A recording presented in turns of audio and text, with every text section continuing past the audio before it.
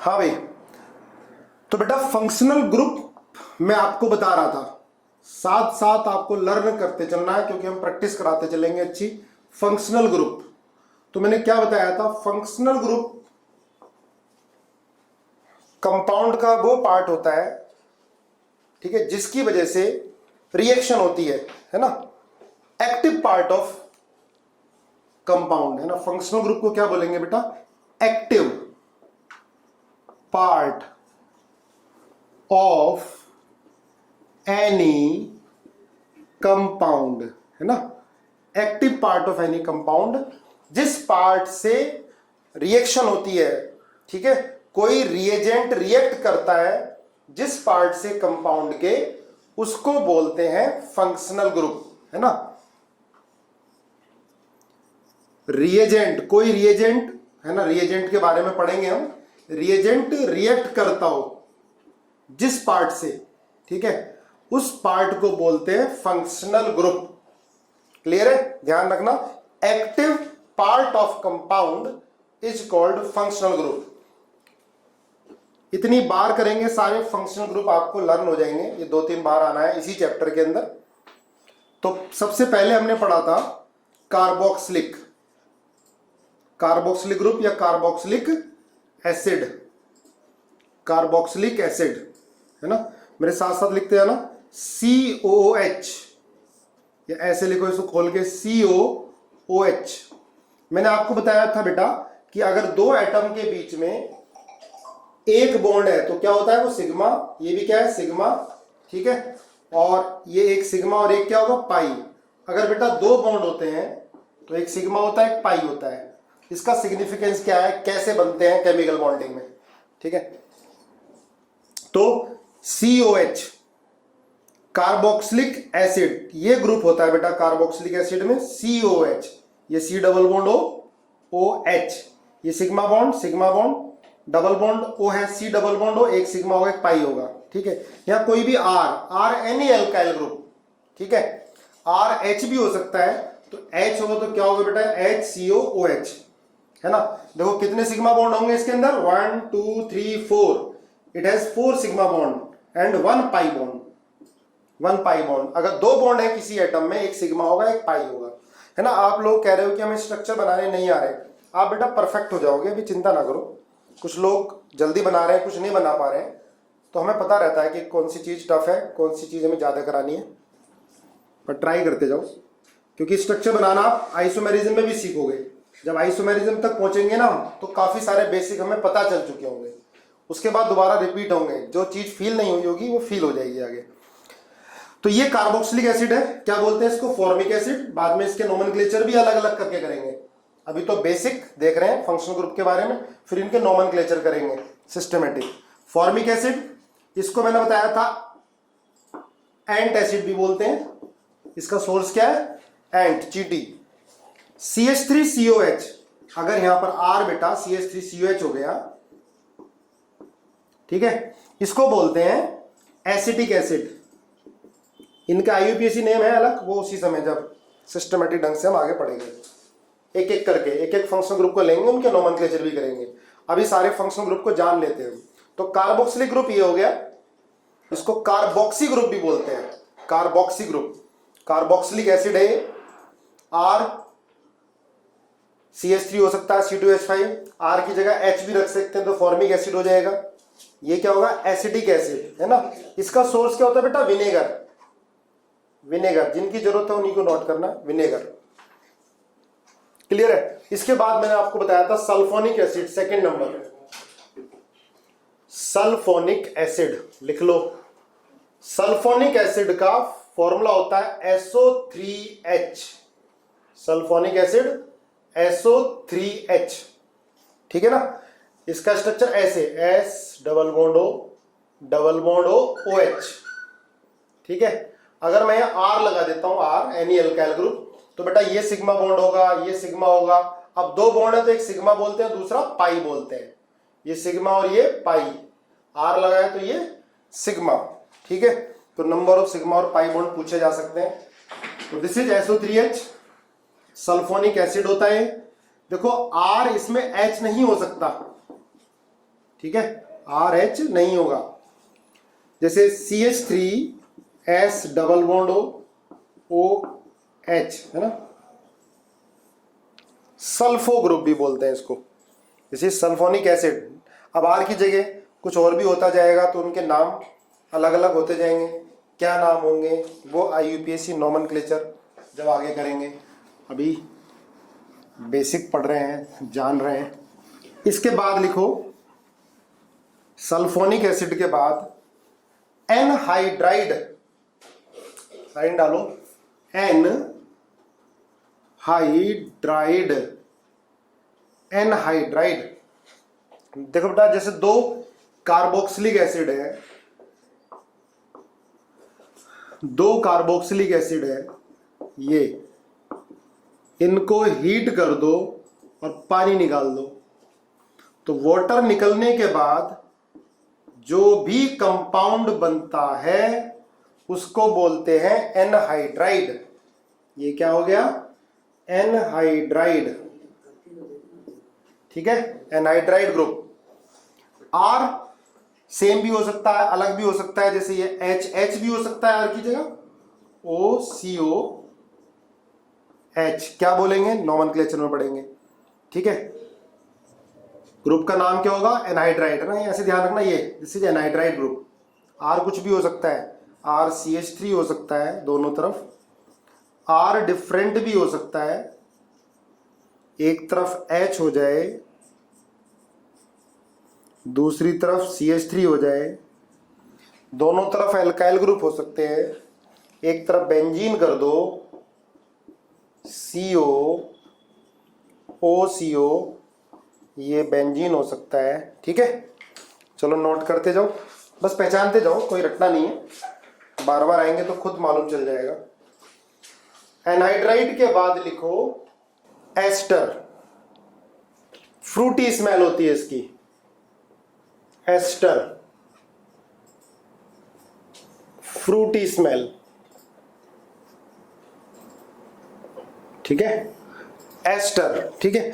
Ester क्या होता है बेटा, ये RCOOR dash, R dash same भी हो सकते हैं, जैसे ये हो गया CH3COOC2H5 या CH3COOCH3।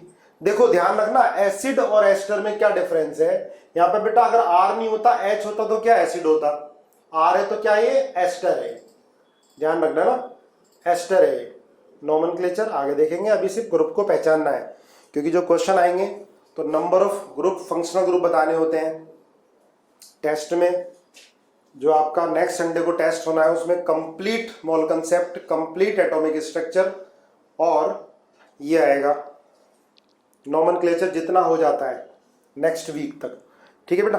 या CH3 की जगह बेंजीन ले लो आप, COO, इसमें बताओ कितने सिग्मा बॉन्ड और पाई बॉन्ड होंगे, जल्दी बताओ, लास्ट वाले क्वेश्चन में number of sigma bond and pi bond, जल्दी बोलो, number of sigma bond and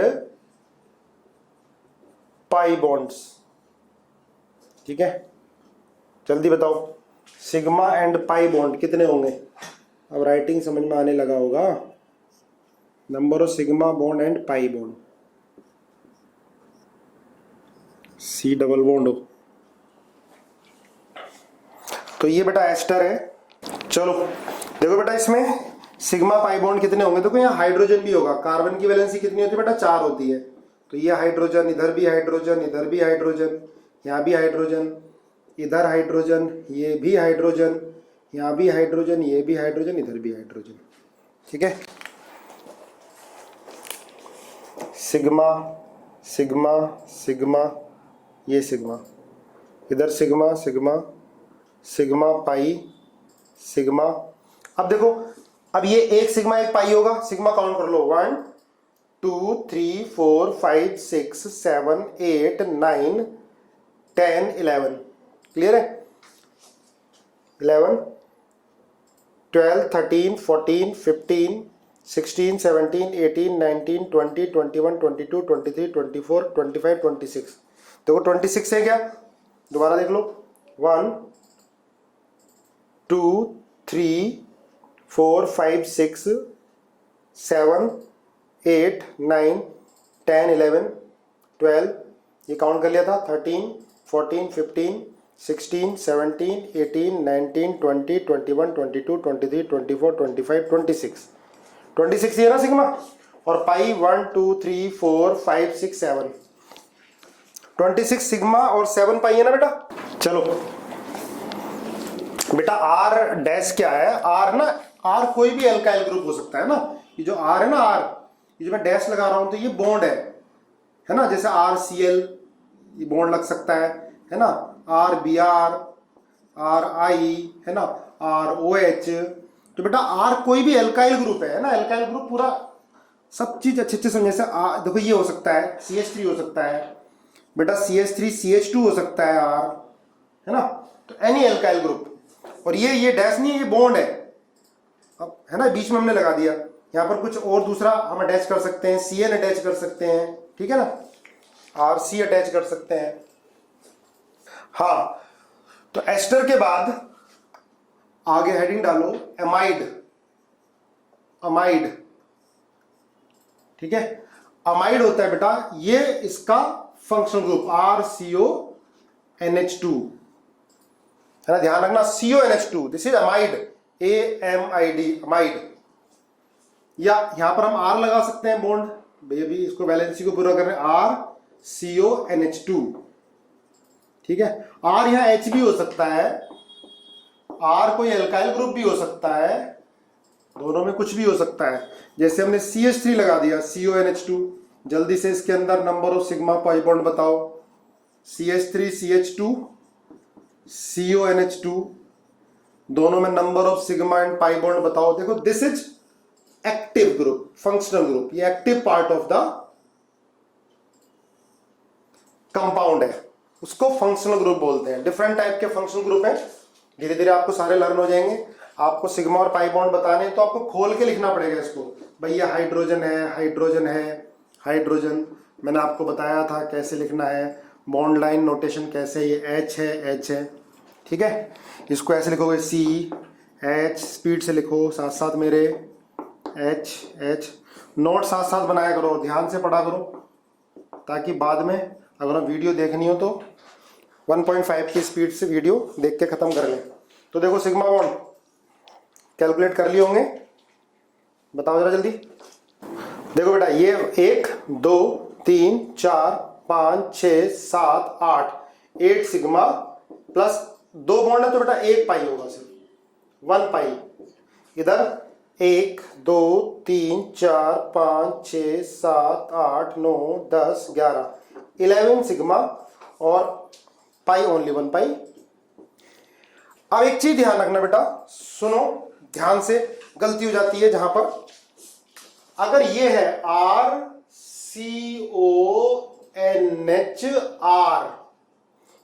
ये है एमाइड, लेकिन इसको अलग फंक्शनल ग्रुप का काउंट करेंगे, क्योंकि ये R लगते ही इसकी केमिकल प्रॉपर्टी अलग हो गई। बहुत सारी रिएक्शन ये अलग देगा और ये अलग देगा। सुनो मेरी बात ध्यान से, अगर रिएक्शन अलग अलग दे रहा है तो इसका मतलब ये डिफरेंट फंक्शनल ग्रुप हो गए, नाम एमाइड होगा इसका दोनों का, लेकिन इसको बोलेंगे बेटा प्राइमरी अमाइड। प्राइमरी अमाइड लिखो जरा, इसको प्राइमरी अमाइड, या अलग से मैं लिखाता हूं। देखो अगर ये होगा R, साथ साथ लिखते जाओ CONH2, क्योंकि नाइट्रोजन एक ही कार्बन से अटैच है, सिंगल कार्बन से अटैच है, तो इसको बोलेंगे primary amide, 1 degree amide. 1 degree मतलब प्राइमरी अमाइड, प्राइमरी अमाइड। अगर सुनो ये होता है RCON, बहुत छोटी छोटी बातें हैं डायरेक्ट पूछ ली जाती हैं, NHR, H और R कोई भी एल्काइल ग्रुप, CH3 ले लो, CH2 CH3 CH3, तो बेटा अब N 2 कार्बन से अटैच है तो इसको बोलेंगे सेकेंडरी अमाइड। नोट करो सेकेंडरी अमाइड, है ना, SCONDARY, secondary amide and 2 carbon से अटैच है। This is primary amide and this is secondary amide. इनकी केमिकल प्रॉपर्टी दोनों की अलग होंगी। ये सेम फंक्शनल ग्रुप नहीं है, डिफरेंट फंक्शनल ग्रुप है, मतलब इनकी केमिकल प्रॉपर्टी किसी पर्टिकुलर रिएजेंट से अलग अलग होनी है। इस ठीक है, नोट कर लो, ध्यान रखना। प्राइमरी, सेकेंडरी, टर्शरी अमाइड को डिफरेंट फंक्शनल ग्रुप काउंट करेंगे। नोट डाल के कॉपी में लिख लेना अच्छे से। अगर ये है RCONRR, अब देखो बेटा R मतलब कोई एल्काइल ग्रुप, आपने CH3 ले लिया, CH3 अब आप देखोगे नाइट्रोजन से कितने कार्बन अटैच है डायरेक्टली, 1 2 3, तो इसको बोलेंगे बेटा tertiary amide. Tertiary amide, TERTIARY, tertiary amide. तो लिख लो, नोट डाल के लिखो, primary, secondary and tertiary amide considered as different functional group. Primary, secondary and tertiary amide, they are different functional group. इनकी केमिकल प्रॉपर्टी अलग होंगी तीनों की। they have different chemical properties, different chemical properties। वो तो अलग आगे चैप्टर में ऑर्गेनिक में इनकी केमिकल प्रॉपर्टीज आप देखोगे अलग अलग आएंगी। अभी तो सिर्फ अगर पूछता है, देखो किसी कंपाउंड में ये तीनों दिए हैं तो 3 फंक्शनल ग्रुप बोलेंगे, क्योंकि तीनों को अलग कंसीडर किया जाता है, क्योंकि तीनों की केमिकल प्रॉपर्टी अलग अलग होंगी। ठीक है, मिटा दो, नोट कर लिया होगा तो मिटा रहा हूं बेटा, नोट साथ साथ करो। इसके बाद हेडिंग डालो, next functional group acid chloride. Acid chloride ये होता है बेटा RCOCl, है ना, या एसिड हैलाइड बोल दो general. Acid halide, acid halide मतलब RCOX, और X क्या फ्लोरीन हो सकता है, क्लोरीन हो सकता है, ब्रोमीन हो सकता है, आयोडीन हो सकता है। जनरल हम एसिड क्लोराइड के बारे में पढ़ते हैं, एसिड क्लोराइड। ठीक है, तो ये हो सकता है HCOCl, CH3COCl होता है ना। ये देखो अलग फंक्शनल ग्रुप है, दिस इज COCl या COX, ये फंक्शनल ग्रुप है। ठीक है, ध्यान रखना, इसको बोलते हैं acid chloride. Acid chloride, HCOCl, formyl chloride, नाम बाद में देखेंगे, है ना। CH3COCl और R कुछ ये भी हो सकता है, CH3 CH2 COCl। R आपका बेंजीन भी हो सकता है ना, कोई भी एल्काइल ग्रुप, या बेंजीन को बोलते हैं aryl, aryl group, AR, aryl, सबकी शॉर्ट फॉर्म बताऊंगा मैं। एराइल ग्रुप बोलते हैं बेंजीन को, एराइल ग्रुप, है ना। जैसे CH3 CH2 CH3 इनको एल्काइल बोलेंगे, बेंजीन को एराइल, AR, है ना। इसको AR ऐसे COCl भी लिख सकते हैं। AR का मतलब क्या है बेटा, बेंजीन है, C6H6 है। ठीक है, C6H5 लिखोगे, ऐसे बॉन्ड लगा देंगे, AR। तो ये हो गया एसिड क्लोराइड। देखो ध्यान से याद रखने की कोशिश करो। ठीक है, हमने कौन कौन सा पढ़ लिया। सबसे पहले हमने एसिड पढ़ा, एसिड के बाद हमने एनाइड्राइड पढ़ा। एकदम दिमाग में फिगर आना चाहिए, एक क्वेश्चन आ जाता है IUPAC नोमेनक्लेचर का, और फंक्शनल ग्रुप को पहचानना, एनाइड्राइड कौन होगा इसके अंदर, किसी भी एग्जाम में आ सकता है। वैसे तो KVPY में 2 साल पहले पूछा गया था। देखो एसिड क्लोराइड के बाद हेडिंग डालो नाइट्राइल। नाइट्राइल, NITRIL, नाइट्राइल, ये फंक्शनल ग्रुप होता है बेटा CN। ठीक है ना, CN, जैसे RCN, CH3CN लिखते जाओ साथ साथ। अब इसमें पूछ लिए number of sigma and pi bond, तो बेटा ध्यान रखना, अगर 3 बॉन्ड होगा तो 1 सिग्मा और 2 पाई होंगे, है ना। तो इसके अंदर तो 2 तो पाई बॉन्ड हो गए, और सिग्मा कितने हो गए, 1 2 और 3, 5 सिग्मा हो गए। तो ये CN है, इसको साइनाइड भी बोलते हैं, साइनाइड, नाइट्राइल भी और साइनाइड भी बोलते हैं, ध्यान रखोगे ना। C6H5CN भी हो सकता है, ठीक है। तो ये है साइनाइड, नाइट्राइल, ध्यान रखोगे, नाइट्राइल बोलते हैं इसको या साइनाइड बोलते हैं। CN ग्रुप लगा होगा अगर किसी कंपाउंड में, किसी ऑर्गेनिक कंपाउंड में, तो ये एक अलग फंक्शनल ग्रुप है, ठीक है। इसके बाद लिखो नेक्स्ट एल्डिहाइड, नोट करो, है ना, जाना पहचाना है आपका। एल्डिहाइड, RCHO, एल्डिहाइड, है ना, ये फंक्शनल ग्रुप हो गया। यहां पर हम R लगा सकते हैं, RCHO, ठीक है, ये है एल्डिहाइड। R की जगह HCHO, फॉर्मल्डिहाइड बोलते हैं, बहुत कॉमन है। CH3CHO, बाद में लिखाऊंगा नाम, अभी लिखने की जरूरत नहीं है, अभी ग्रुप को पहचानो सिर्फ। CH3CHO, C6H5CHO, ठीक है। केमिकल रिएक्टिविटी अलग अलग फंक्शनल ग्रुप की अलग अलग है, तो इसको क्या बोला हमने, एल्डिहाइड। CHO ग्रुप एल्डिहाइड, है ना, C से अटैच हाइड्रोजन, ये C डबल बॉन्ड O, अगर यहाँ पर OH होता तो एसिड हो जाता, पर यहाँ CH है। चलो आगे लिखो, एल्डिहाइड के बाद कीटोन्स, कीटोन्स, एल्डिहाइड के बाद लिखो कीटोन्स। कीटोन्स होता है बेटा RCOR,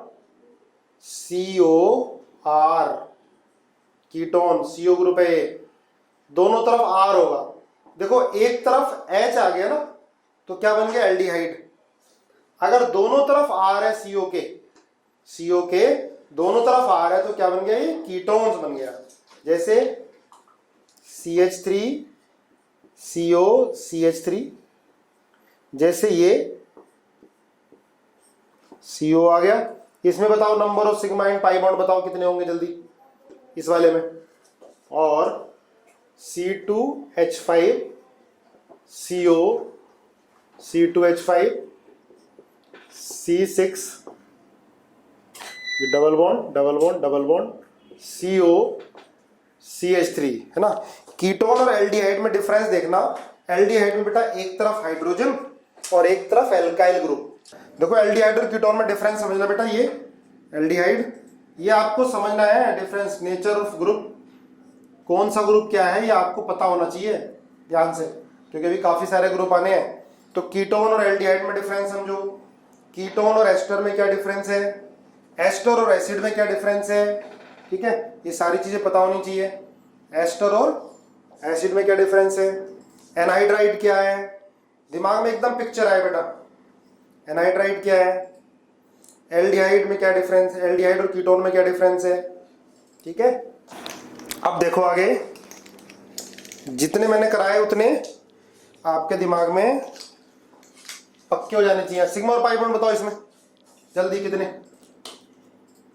फटाफट देखो। ये होंगे बेटा 2, क्योंकि कार्बन है, वैलेंसी 4 होनी चाहिए, तो एक बॉन्ड ही लगा हुआ, एक ही लगा, 2 हाइड्रोजन, इधर 2 हाइड्रोजन, इधर 2 हाइड्रोजन, इधर 2 हाइड्रोजन, इधर 2 हाइड्रोजन, बहुत इजी है ये सिग्मा और एक ये पाई होगा, डबल बॉन्ड है। तो बेटा सिग्मा 1 2 3 4 5 6 7 8 9 10 11 12 13 14 15 16 17 17 सिग्मा, है ना, यही है।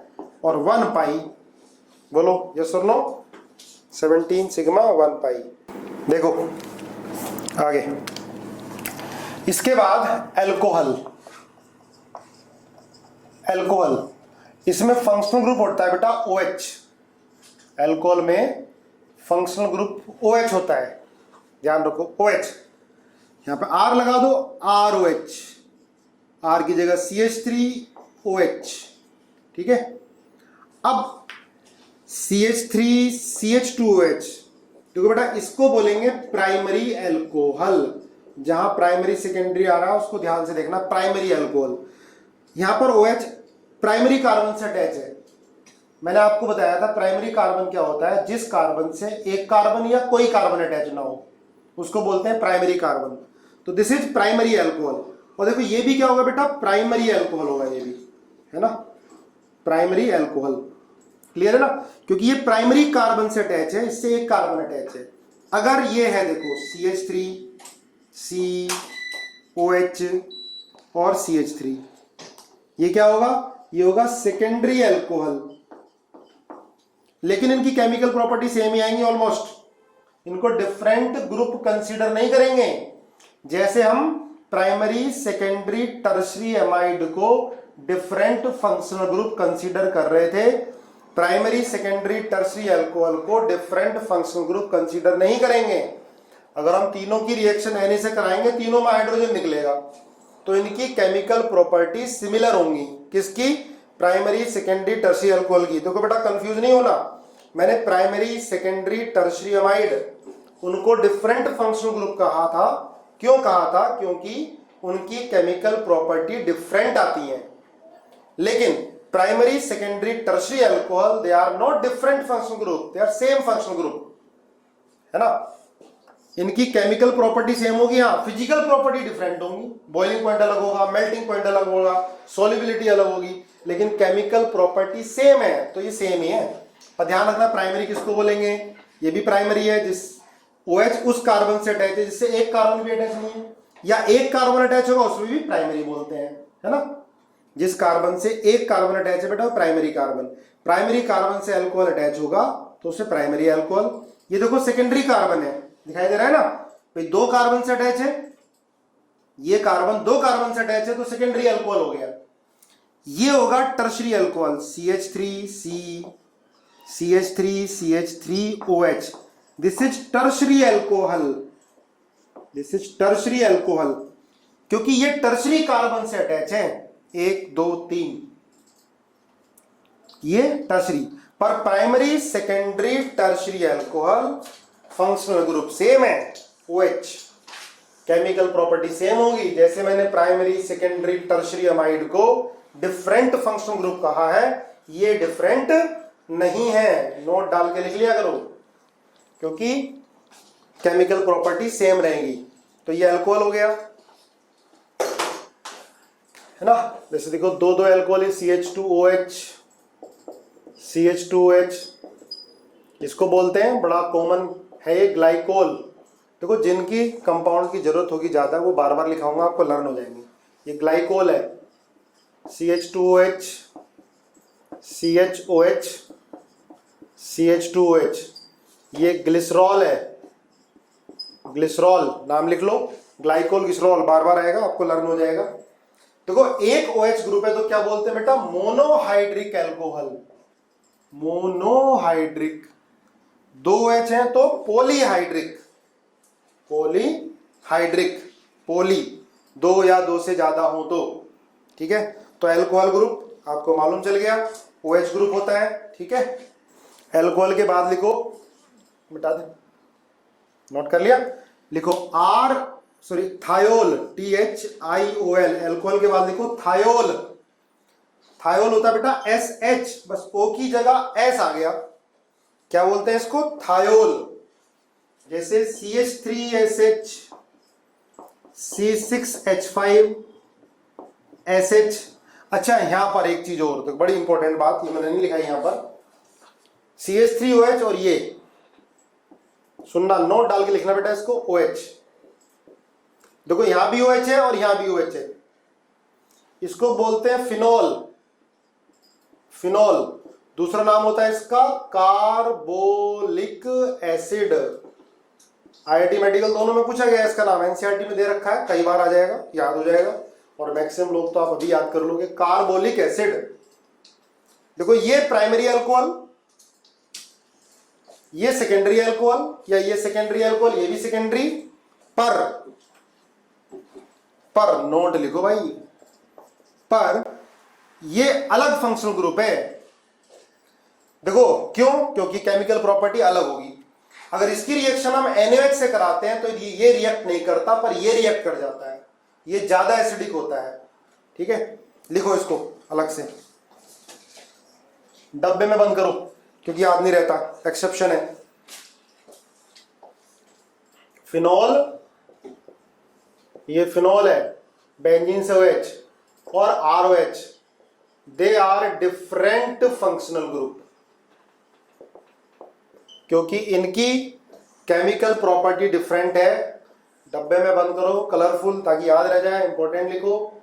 दे आर डिफरेंट फंक्शनल ग्रुप। देखो ये सारे सेम थे, लेकिन बेंजीन पर OH अटैच है तो इसकी केमिकल प्रॉपर्टी अलग हो जाती है। लिख लो केमिकल प्रॉपर्टी भी, इतनी बार आनी है कि लर्न हो ही जाएगी।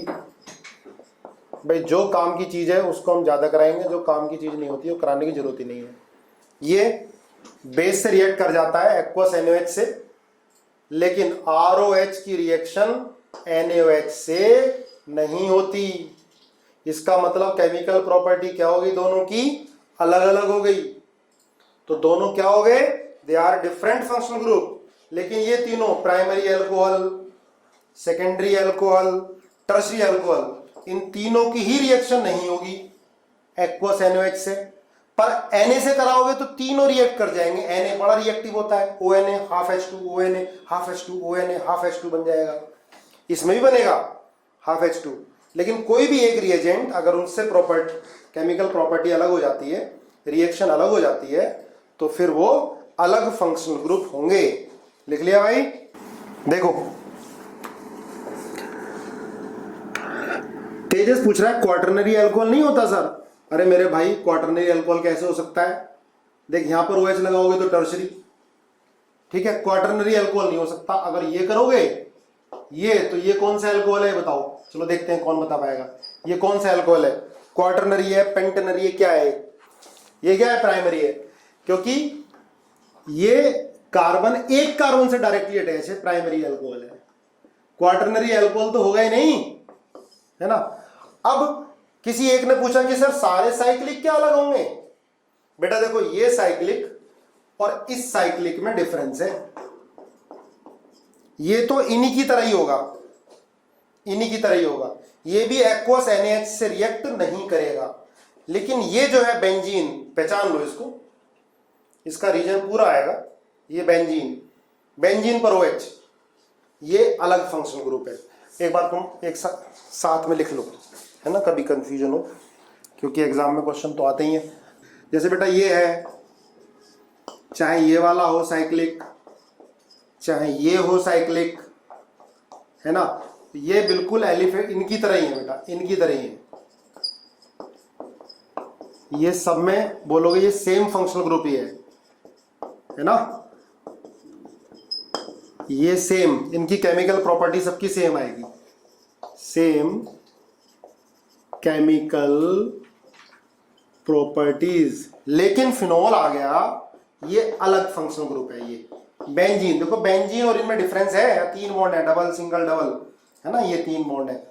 ये फिनोल, इसकी केमिकल प्रॉपर्टी इनसे डिफरेंट है। ये सारे NaOH से रिएक्ट नहीं करेंगे, पर ये NaOH से रिएक्ट कर जाता है। ये ज्यादा एसिडिक हो जाता है ना। उसका रीजन आगे GOC में एसिडिक करैक्टर एक बहुत डिटेल में मैं पढ़ाऊंगा, तो अभी तो ध्यान रखो, है ना। फिनोल अलग है, बाकी सब अलग है, ठीक है भाई।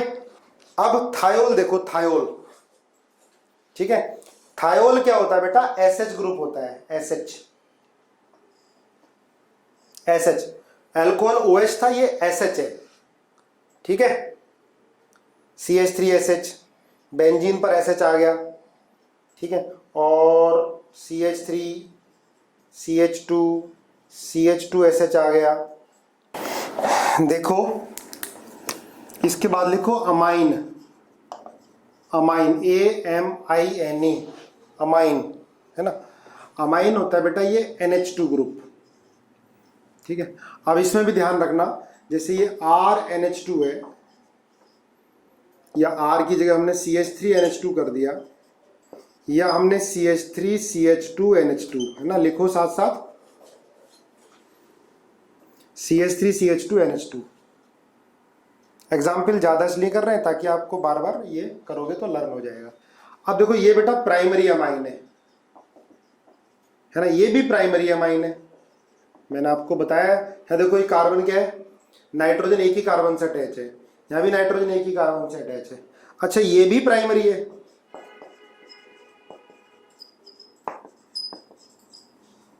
नाइट्रोजन एक ही कार्बन से अटैच है, ये भी प्राइमरी है।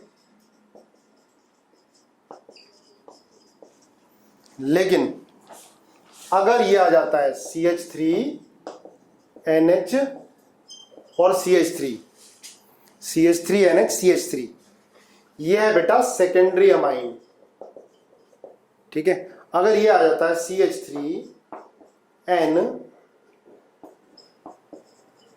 CH3, this is tertiary amine. अब लिख लेना note, primary, secondary, tertiary amines are different functional group. Note करो, primary, secondary, tertiary amines are different functional group. चलो देखो, हाँ बेटा क्वाटरनरी अमाइन भी होता है। प्राइमरी अमाइन समझो, प्राइमरी अमाइन क्या है? नाइट्रोजन एक कार्बन से अटैच है तो प्राइमरी अमाइन। नाइट्रोजन एक कार्बन से अटैच है, प्राइमरी अमाइन एक कार्बन से अटैच है। यहां देखो नाइट्रोजन दो कार्बन से अटैच है तो उसको बोलेंगे सेकेंडरी अमाइन। नाइट्रोजन दो कार्बन से अटैच है तो उसको बोलेंगे सेकेंडरी अमाइन। नाइट्रोजन 3 कार्बन से अटैच है तो tertiary amine. Primary, secondary, tertiary amine are different functional group. इनकी केमिकल प्रॉपर्टी बेटा अलग अलग आएंगी। देखो यहां पर एक हाइड्रोजन है, दो हाइड्रोजन है। ठीक है, रिएजेंट से, किसी पर्टिकुलर रिएजेंट से इनकी रिएक्शन अलग अलग होगी। ये रिएक्शन सारी पढ़नी है हमें आगे, पर अभी हमें फंक्शनल ग्रुप पहचानने हैं, है ना। ये है, देखो बोलेंगे सबको अमाइन, लेकिन अगर किसी कंपाउंड में ये तीनों प्रेजेंट है तो 3 फंक्शनल ग्रुप काउंट करोगे इसको। ठीक है, ध्यान रखना, primary, secondary, tertiary amine, they are 3 different functional group. एक होता है क्वाटरनरी अमाइन।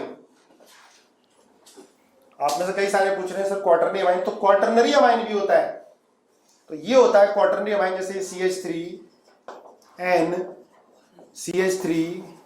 CH3 प्लस और OH माइनस या Cl माइनस, या आयनिक बॉन्ड है इनके बीच में, सारे कोवलेंट बॉन्ड है। ये क्वाटरनरी अमाइन है। ठीक है, तो प्राइमरी अमाइन भी हो सकता है, सेकेंडरी अमाइन भी, टर्शरी और क्वाटरनरी अमाइन भी, पर ये कहीं रिएक्शन के बीच में बनेगा। तो लिख लिया, इसको बोलेंगे बेटा क्वाटरनरी अमाइन, क्योंकि नाइट्रोजन ये 4 कार्बन से अटैच है। ये क्या होगा? Quaternary amine. Quaternary amine, note कर लिया। चलो इसके बाद लिखो ईथर, ETHER, ईथर। ईथर क्या होता?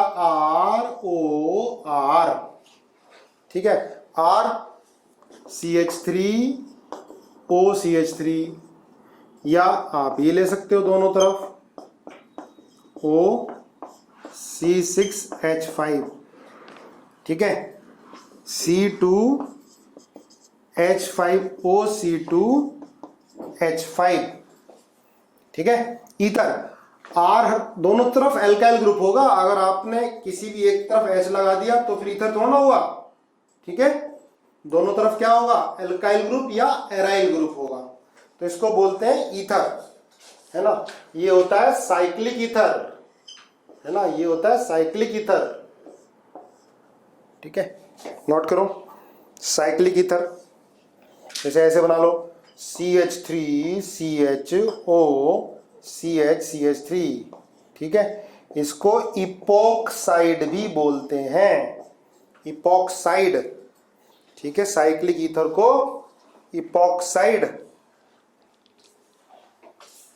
नोट करो, या अलग से लिख लो इपोक्साइड, है ना।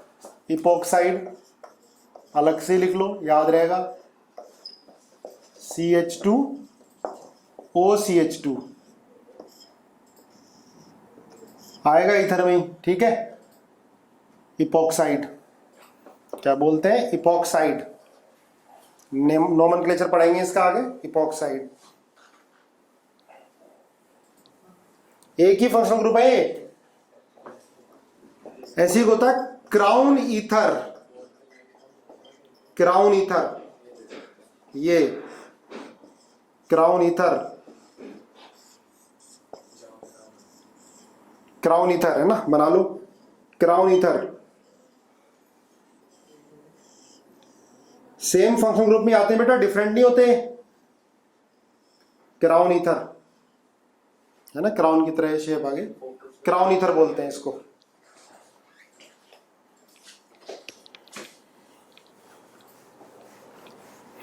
क्राउन ईथर के बाद लिखो थायो ईथर। थायो ईथर, RSR, थायो ईथर। बस ओ की जगह एस आ गया तो क्या हो गया ये थायो ईथर। जैसे थायोल था है ना, OH की जगह क्या आ गया था, SH आ गया था, तो यहां पर O की जगह S आ गया तो क्या बन गया ये थायो ईथर बन गया। ठीक है, चलो नोट कर लो थायो ईथर। इसके बाद लिखो alkene. Alkene CH2 double bond CH2, ये भी फंक्शनल ग्रुप में काउंट करते हैं CnH2n। एल्कीन है ना, अगर आप इसकी रिएक्शन ब्रोमीन से कराओगे तो CH2Br CH2Br, इसका कलर होता है ब्राउन, ब्राउन कलर। तो अगर हम एल्कीन की रिएक्शन ब्रोमीन वाटर से कराते हैं, ब्रोमीन से कराते हैं, तो ब्राउन कलर डीकलराइज हो जाता है। ठीक है, CH2 डबल बॉन्ड CH2। ठीक है, ये टेस्ट फॉर अनसैचुरेशन या इसकी रिएक्शन बेटा एल्कलाइन KMnO4 से कराओ, या इसको बोलते हैं बेयर्स रिएजेंट, BAEYER, लिखते जाओ साथ साथ। एल्कलाइन KMnO4 का दूसरा नाम होता है बेयर्स रिएजेंट। तो इसका कलर होता है बेटा पिंक।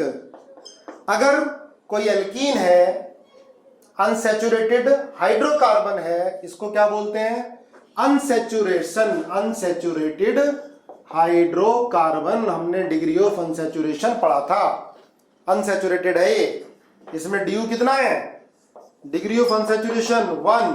तो टेस्ट फॉर अनसैचुरेशन होता है Br2 से रिएक्शन करा दो या एल्कलाइन KMnO4 से, अगर इनका कलर डिकलराइज हो गया इसका मतलब हाइड्रोकार्बन में अनसैचुरेशन है।